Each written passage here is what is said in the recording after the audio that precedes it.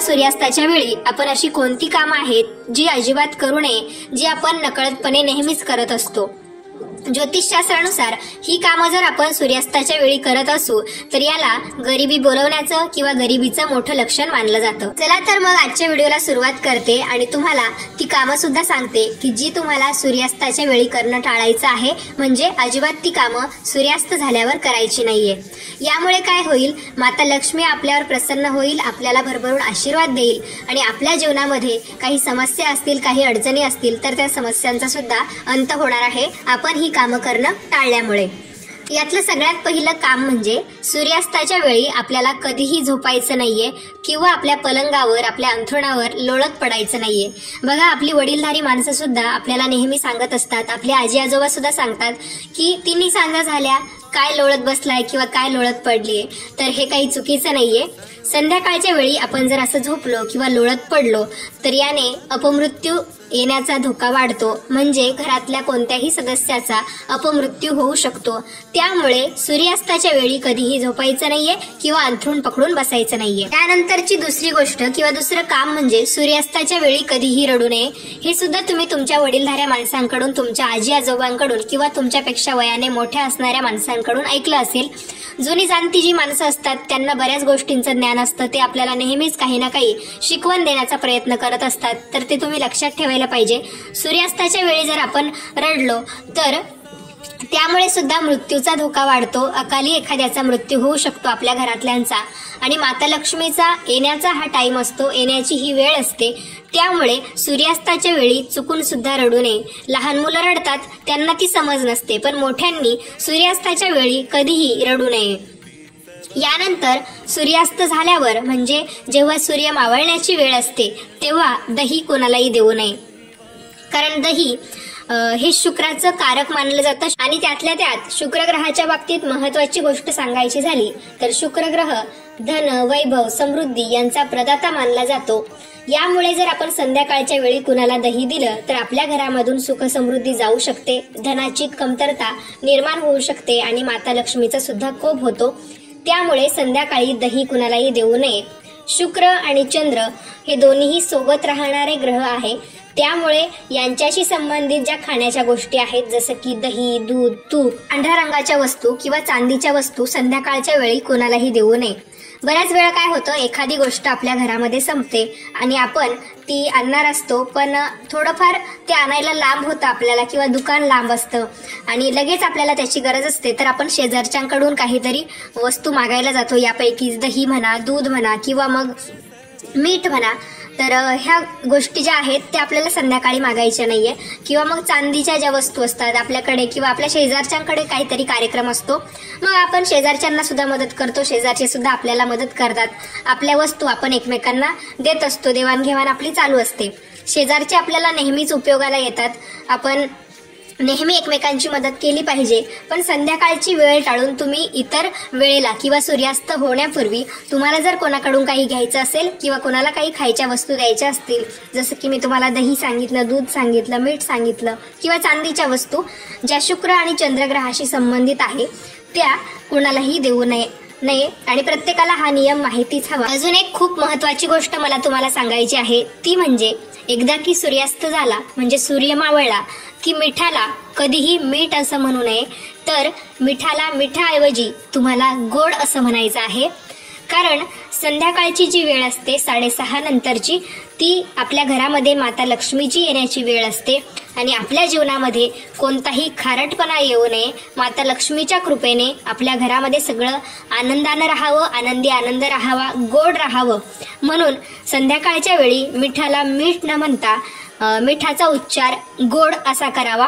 बऱ्याच जणांच्या घरी हा नियम पाळत असतील. आपली वडीलधारी माणसं सुद्धा आपल्याला सांगत असतात की अरे संध्याकाळच्या वेळी मीठ नको म्हणू, तर गोड असं म्हण. कोणाकोणाच्या घरी मिठाला गोड म्हटलं जातं मला कमेंट करून नक्की सांगा. अजून एक महत्वाची गोष्ट जी तुम्हाला सूर्यास्ताच्या वेळी तर अजिबातच करायची नाहीये, तर ती म्हणजे सूर्यास्ताच्या वेळी जेवण करू नये आणि झोपू सुद्धा नये. जर तुमची सवय असेल की तुम्हाला संध्याकाळच्या वेळा भूक लागते तर सूर्यास्त होण्यापूर्वी काहीतरी खात जा किंवा सूर्यास्त झाल्यावर 1 ते 1.5 तासाने तुम्ही काहीतरी खाऊ शकता. पण एकदम सूर्यास्त होण्याची जी वेळ असते त्या वेळेला काहीच खाऊ नये. सूर्यास्ताच्या वेळी जो व्यक्ती कर्ज देतो किंवा कर्ज घेतो तर अशा दोन्ही व्यक्ती जीवनामध्ये कधीच यशस्वी होत नाही. त्या नेहमी दुःखी राहतात हे लक्षात ठेवा. त्यामुळे सूर्यास्ताच्या वेळी कधीही कुणाला कर्ज देऊ नये आणि कुणाकडून कर्ज घेऊही नये. जो व्यक्ती सूर्यास्ताच्या वेळी झोपतो त्याचं नशीब सुद्धा त्याच्याबरोबर झोपलं जातं हे लक्षात ठेवा. त्यामुळे सूर्यास्ताच्या वेळी कधीही झोपत जाऊ नका. एक महत्वाची गोष्ट मला तुम्हाला सांगायची आहे, जी मी तुम्हाला माझ्या बऱ्याचशा व्हिडिओमधून सांगत असते की सूर्यास्ताच्या वेळी कधीही झाडू मारू नये. संध्याकाळी 6:30 ते 7:30 ही वेळ माता लक्ष्मीची आपल्या घरामध्ये येण्याची वेळ असते. त्यामुळे या वेळेला कधीही घरामध्ये झाडू मारू नये. तुम्हाला जर संध्याकाळी तुमच्या घराची स्वच्छता करायची सवय असेल, झाडू मारण्याची सवय असेल तर 6:30 पूर्वी तुम्ही तुमची घरदारं काय आहे ती झाडू शकता. पण सूर्यास्ताच्या वेळी घरामध्ये कधीही झाडू मारू नये.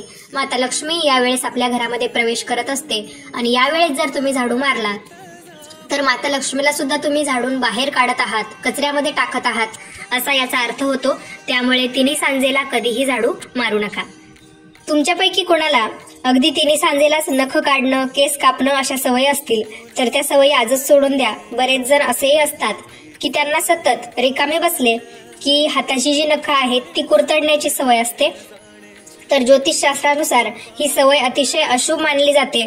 त्या घराची कधीही प्रगती होत नाही. नख काढण्यासाठी नेल कटर असतं, त्याचा वापर करावा, पण आपल्या तोंडाने किंवा दाताने कधीच नख कुरतडत बसू नये. ही सवय तुमच्यापैकी कोणाला असेल तर आजच सोडून द्या कृपा करून. यानंतर सूर्यास्ताच्या वेळी कधीही पाय हलवू नये.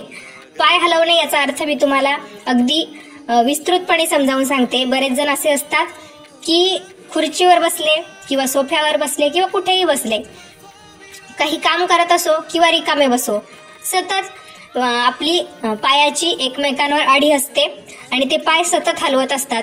तर अशी अडी घालून सुद्धा कधी बसू नये, म्हणजे पाय एकमेकांवर टाकून बसू नये आणि ते पाय हलवू सुद्धा नये. हे अत्यंत अशुभ मानलं जातं. एकदा की तिन्ही सांजा झाल्या म्हणजे सूर्यास्त झाला, सूर्य मावळला की तुळशीला कधीही पाणी घालायचं नाही. तुळशीची पानं सुद्धा तोडायची नाही आणि तुळशीला हात सुद्धा लावायचा नाही. एकादशी असली तरी सुद्धा तुळशीची पानं संध्याकाळी अजिबात तोडायची नाही. इतकंच काय, संध्याकाळच्या वेळा कोणतंही झाड असो त्या झाडाला कधी हात लावू नये. त्या झाडाची पानं, फुलं, फळं कधीच तोडू नये. वैज्ञानिक दृष्टीने याचं कारण सांगायचं झालं तर रात्रीच्या वेळा झाडं जी आहेत ती कार्बन डायऑक्साईड सोडत असतात आणि ऑक्सिजन घेत असतात. त्यामुळे रात्री कोणत्याच प्रकारच्या झाडांना हात लावत नाही. आणि आपल्या ज्योतिषशास्त्राच्या दृष्टीने सांगायचं झालं तर प्रत्येक झाडाची मुलं बाळं ही त्याची पानं, फुलं, फळं असतात. तर ज्याची त्याची मुलं, ज्याची त्याची लेकरं बाळं ज्याची त्याच्याजवळ सुरक्षित राहावी म्हणून आपण त्यांना हिरावून घ्यायला जाऊ नये. आणि याचंच कारण म्हणून आपल्याला रात्रीच्या वेळी कोणत्याही झाडाला हात लावायचा नाहीये, ना त्याची पानं, फुलं सुद्धा, ना फळं तोडायची आहेत. म्हणूनच एकदा की संध्याकाळ झाली की आपल्याला कोणत्याही झाडाची पानं, फुलं, फळं अजिबात सुद्धा तोडायची नाहीये आणि त्या झाडाला हात सुद्धा लावायचा नाहीये. यानंतर संध्याकाळ झाली की घरामध्ये नेहमी प्रकाश ठेवावा. घराच्या कोणत्याही भागात अंधार ठेवू नये. माता लक्ष्मीला प्रकाश आवडतो, उजेड आवडतो. त्यामुळे घरामध्ये कुठेही अंधार ठेवू नका, सर्वत्र उजेड ठेवा. म्हणूनच आपण संध्याकाळच्या वेळी आपल्या देवघरामध्ये प्रथम दिवा लावत असतो. सूर्यास्ताच्या वेळी कधीही शारीरिक संबंध ठेवू नये. यामुळे देवी लक्ष्मी आपल्यावर घृणा करते, म्हणजेच आपल्यावर रागवते. त्यामुळे सूर्यास्ताच्या वेळी कधीही शरीर संबंध ठेवू नये. जर कुणाच्या घरामध्ये अकाली मृत्यू होत असतील किंवा सतत भांडणं होत असतील आणि पैसे कमवून सुद्धा कधीही धन टिकत नसेल, म्हणजे पैसेच टिकत नसेल, तर हा व्हिडिओ तुमच्यासाठीच आहे. हा व्हिडिओ तुम्ही शेवटपर्यंत पहा. याची कारणं आता मी तुम्हाला सांगणार आहे. तुमच्या घरामध्ये कधीही 2 पेक्षा जास्त चाकू ठेवू नका. त्यामुळे तुमच्या घरामध्ये सतत भांडणं होऊ शकतात. यानंतर सकाळी सकाळी उठल्यानंतर कधीही चाकू बघू नका. काट्याची जी झाडं असतात ती तुमच्या घरामध्ये किंवा घरी कधीही लावू नका. काट्याची म्हणजे गुलाबाची झाडं नाही किंवा ज्या फुलझाडांना काटे असतात तर ती झाडं नाही. ज्या झाडांना फक्त काटेच असतात. आजकाल शोची सुद्धा काही रोपं अशी असतात, शोची सुद्धा झाडं काही अशी असतात की ज्यांना फक्त काटे असतात. त्यामुळे सुद्धा ती दिसायला छान दिसतात. पण अशी काट्याची झाडं तुमच्या घरामध्ये कधीच राहू देऊ नका. बरेच जण निवडुंगाचं सुद्धा झाड आपल्या घरामध्ये ठेवतात. शोचं झाड म्हणून, तर अशी काट्याची झाडं तुमच्या घरामध्ये ठेवू नका. ज्या झाडाला पानं, फुलं, फळं काहीच नाहीये, फक्त काटेच आहे, असं झाड तुमच्या घरामध्ये कधीही शोपीस म्हणून सुद्धा ठेवू नका. काट्याचं झाड आपल्या घरामध्ये असल्यामुळे आपल्या घरामध्ये कधीही प्रेम राहत नाही, नेहमी भांडणं होतात. त्यामुळे काट्याचं झाड घरामध्ये ठेवू नका. यानंतर तुमच्या किचनमध्ये 2 पेक्षा जास्त सुऱ्या किंवा चाकू ठेवू नका, यामुळे सतत भांडणं होतात. सकाळी उठल्याबरोबर कधीही चाकू पाहू नका, त्यामुळे चाकू ठेवतानाच तो असा ठेवा की उठल्या उठल्या तुम्हाला त्याचं दर्शन होणार नाही. यानंतर काट्याची झाडं तुमच्या घरामध्ये ठेवल्यामुळे अजून एक दुष्परिणाम असा होतो की तुम्हाला बऱ्याच साऱ्या वाईट गोष्टींना सामोरं जावं लागतं, अकाली मृत्यूचं सुद्धा भय असतं. त्यामुळे काट्याची झाडं जर तुम्ही शोपीस म्हणून तुमच्या घरामध्ये ठेवली असेल तर ती काढून टाका. तुम्ही वाळवंटात सुद्धा बघितलं असेल की सगळी काट्याची झाडं असतात आणि त्याच्या आजूबाजूला कधीच काही नसतं, एकदम सुनाटी पसरलेली असते. तर हेच कारण आहे, त्यामुळे काट्याची झाडं तर अजिबात ठेवू नका. जेव्हा तुमचा मासिक धर्म म्हणजे मासिक पाळी सुरू असेल त्या 4 दिवसांमध्ये झाडांना अजिबात पाणी टाकू नका. कोणत्याही प्रकारच्या झाडांना तुम्हाला अजिबात पाणी टाकायचं नाहीये, तुम्हाला फक्त आराम करायचा आहे. मासिक पाळीच्या दिवसांमध्ये झाडांना पाणी टाकणं ज्योतिषशास्त्राच्या दृष्टीने अशुभ मानलं जातं किंवा त्या झाडांना येणारी फळं कदाचित किडकी किंवा त्या झाडांना कीड लागू शकतं. म्हणून मासिक पाळीच्या दिवसांमध्ये हे काम अजिबात करू नका. तुमच्या घराच्या आसपास जर कारण नसताना विटा, दगड पडलेले असेल, ज्यामुळे तुमचं घर एकदम अडचणीचं वाटत असेल, तुमच्या घरामध्ये जर किंवा घराच्या एखाद्या खोलीमध्ये तुटलेली खाट असेल म्हणजेच बाज असेल, तुटलेला आरसा असेल, बंद पडलेलं घड्याळ असेल तर ते काढून टाका. तुमच्या घराच्या एखाद्या कोपऱ्यामध्ये किंवा घरामध्ये कुठेही जर कोळ्याचे जाळे आलेले असतील तर ते काढून टाका. यासाठी शनिवारचा दिवस अत्यंत शुभ मानला जातो. हे जे जाळे असतात ते अडचणींना आकर्षित करतात, त्यामुळे घरामध्ये कुठेही जाळं नसावं. तुमच्या घरासमोर किंवा घराच्या आजूबाजूला जर मेहंदीचं झाड असेल तर ते त्वरित हटवा. मेहंदीचं झाड आपल्या घरासमोर असणं अत्यंत अशुभ मानलं जातं, त्यामुळे मेहंदीचं झाड साईडला कुठेतरी लावा, पण तुमच्या घराच्या समोर अजिबात नसावं. त्याचबरोबर तुमच्या घरामध्ये म्हणजे डायरेक्ट घरामध्ये मी म्हणते, घराच्या आजूबाजूला नाही, घरामध्ये आपण बऱ्याच वेळा झाडं ठेवतो, तर घरामध्ये सुगंधी झाड अजिबात ठेवू नका. वडाची जी झाडं असतात म्हणजे आजकाल बरेच जण शोची झाडं म्हणून बोनसाय प्लांट म्हणजे एकदम छोटीशी दिसतात ती झाडं दिसायला, वडाची झाडं, पिंपळाची झाडं, तर ती आपल्या घरामध्ये ठेवतात, तर ते लगेच हटवा. पिंपळाची जी झाडं असतात ती पावसाळ्यामध्ये कुठेही उगवतात, आपल्या घराच्या भिंतींवर किंवा जिथे ओलसरपणा येतो तिथे सुद्धा पक्ष्यांनी जर खाऊन बिया टाकल्या तर पिंपळाची झाडं उगवली जातात. तर योग्य प्रकारे पूजा विधी करून ही पिंपळाची झाडं तुम्ही काढून टाकायची आहे. घरामध्ये बोनसाय प्लांट म्हणजे वडासारखी जी झाडं असतात ती अजिबात ठेवू नका. तुमच्या घरासमोर अंगणामध्ये तुमच्या तुळशी वृंदावनामध्ये जर तुमची तुळस सुकली असेल तर ती तुळस तुम्ही काढून टाका. मातीमध्ये तुम्ही तिला पुरून टाकू शकता. तिच्या ज्या मंजिरी असतील म्हणजेच मंजुळा ज्या असतील त्या तुम्ही परत मातीमध्ये टाकून नवीन रोपं उगवू शकतात. पण तुळशीचं सुकलेलं जे झाड आहे ते कधीही ठेवू नये. नवीन तुळस त्या जागी लावावी, यासाठी एकादशीच्या दिवशी तुम्ही तुळस लावू शकता किंवा मग पौर्णिमेच्या दिवशी किंवा कोणताही एखादा सणवार असेल तर त्या दिवशी सुद्धा तुम्हाला तुळस लावता येईल. पण तुळशीचं सुकलेलं झाड कधीही तुमच्या तुळशीच्या कुंडीमध्ये, तुळशी वृंदावनामध्ये ठेवू नका. स्वयंपाकघर जे असतं ते महिलांनी नेहमी साफ ठेवावं. त्याचबरोबर रात्रीची जी भांडी असतात ती कधीही तशीच ठेवू नये. रात्रीची भांडी रात्रीच्या वेळेसच घासून टाकावी. नवरा बायकोची जी रूम असते त्यामध्ये 3ऱ्या माणसाने जास्त करून जाऊ नये. गेलं तरी त्यांच्या परवानगीशिवाय जाऊ नये आणि जास्त वेळ थांबू सुद्धा नये. यामुळे नवरा बायकोंमध्ये प्रेम राहत नाही, भांडणं होतात. त्यामुळे नवरा बायकोच्या रूममध्ये त्यांच्याशिवाय 3ऱ्या माणसाने जास्त करून जाऊ नये. ज्योतिषशास्त्राचा हा नियम सगळ्यांनी पाळायला हवा.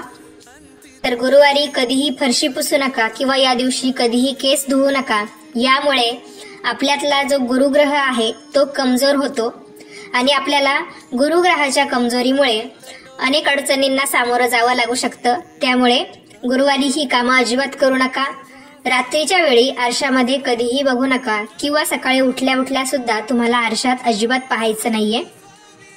रात्रीच्या वेळी सुगंधी अत्तर किंवा परफ्यूम लावून झोपायचं नाहीये. यामुळे ज्या नकारात्मक शक्ती असतात त्या आपल्यामध्ये या वासामुळे आकर्षित होतात आणि आपल्यामध्ये त्या संचार करू शकतात. त्यामुळे संध्याकाळच्या वेळेला कधीही सुगंधी द्रव्य म्हणजेच अत्तर, परफ्यूम मारू नये. किचनमध्ये पाळण्याची एक महत्वाची गोष्ट ती म्हणजे जेव्हा तुम्ही स्वयंपाकघरामध्ये पोळ्या करतात, भाकरी करतात किंवा पराठे जे काही तुम्ही तव्यावर करतात ते झाल्यानंतर तव्यावर कधीही पाणी टाकू नका, गरम तव्यावर. यामुळे राहुदोष उत्पन्न होतात. तर ही काळजी तुम्हाला घ्यायची आहे. धनाची हानी सुद्धा यामुळे होते. तुमचं जे देवघर आहे, देवघराची जी जागा आहे, देव मांडण्याची जी जागा आहे ती नेहमी साफ ठेवा. देवघरामध्ये कधीही खंडित मूर्ती ठेवू नका. यानंतरची एक सगळ्यात महत्वाची गोष्ट ती विवाहित जोडप्यांसाठी आहे, म्हणजेच पती पत्नींसाठी आहे.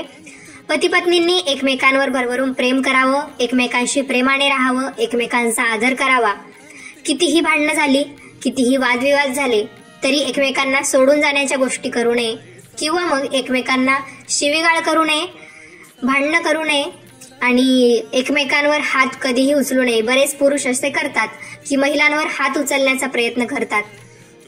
तर असं अजिबात करू नका. श्रीकृष्ण असं सांगतात की ज्या घरामध्ये पती पत्नी नेहमी आनंदाने प्रेमाने राहतात, जो पती पत्नीचा नेहमी आदर करतो किंवा जी पत्नी आपल्या पतीचा नेहमी आदर करते, ज्या महिलांचा घरामध्ये खळखळून हसण्याचा, आनंदाने राहण्याचा आवाज येतो, तर त्या घरामध्ये माता लक्ष्मीची सदैव कृपा राहते. श्रीकृष्ण सुद्धा त्यांच्यावर सदैव प्रसन्न राहतात आणि त्यांच्या घराची नेहमी बरकत होते. तर या गोष्टी पती पत्नींनी लक्षात ठेवायच्या आहे. थोड्याफार कुरबुरी प्रत्येकात होत असतात, पण त्यामधून सुद्धा तुम्ही समजदारीचा मार्ग निवडावा. कपाटामध्ये, पर्समध्ये पैसे ठेवत असताना फाटलेल्या नोटा अजिबात ठेवू नये. महिलांनी वर्षभरामध्ये व्रतवैकल्य जरूर करावीत. एकादशीचं व्रत असो, महाशिवरात्रीचं व्रत असो, तर ते अजिबात करणं टाळू नये, जरूर करावं. आपल्या घरासाठी, आपल्या घरादाराच्या समृद्धीसाठी ते नक्कीच चांगलं असतं.